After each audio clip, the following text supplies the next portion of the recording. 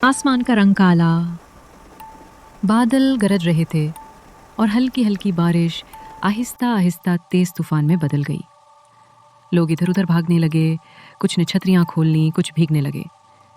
मुही के पास छतरी थी, फिर भी वो पूरा भीग चुका था। वो एक लकड़ी की छोटी सी छत के नीचे खड़ा हो गया, बस स्टॉप के साथ। वहाँ चंद और लोग भी खड़े थे, एक आदमी, एक औरत और उसका बच्चा और एक लड़की। लड़की ने लाल सिल्वर खमीज पहनी हुई थी, गीली सर्दी से कांपती हुई। मुहीर ने बात छेड़ी, लगता है बारिश अभी रुकने वाली नहीं। लड़की खामोश रही, बस बारिश को देखती रही। फिर उसने धीरे से कहा, मादर ट्रीसा सरानी जा रही हूँ। बस एक लम्हे में वो लड़की दिल में उतर गई।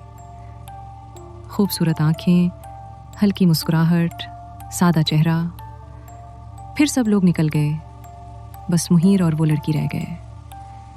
मुहीर ने पूछा, अगर आपको बुरा ना लगे तो मैं आपको छोड़ देता हूँ।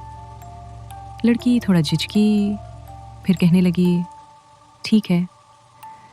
दोनों छतरी के नीचे चलने लगे। वो लड़की बहुत करीब चल रही थी, खुशबू सी महसूस हो रही थी, शायद उसके परफ्यूम की। रास्ते भर बातें होती रहीं और उसने बताया उसका नाम मीगना है। फिर उसने कहा, थोड़ा आगे राइट लें, मेरा घर वहीं है। मुहीर ने इधर उधर देखा, जगह कुछ जानी पहचानी सी लगी। और फिर गेट पर लिखा था, साउथ पार्क स्ट्रीट सेमेट्री।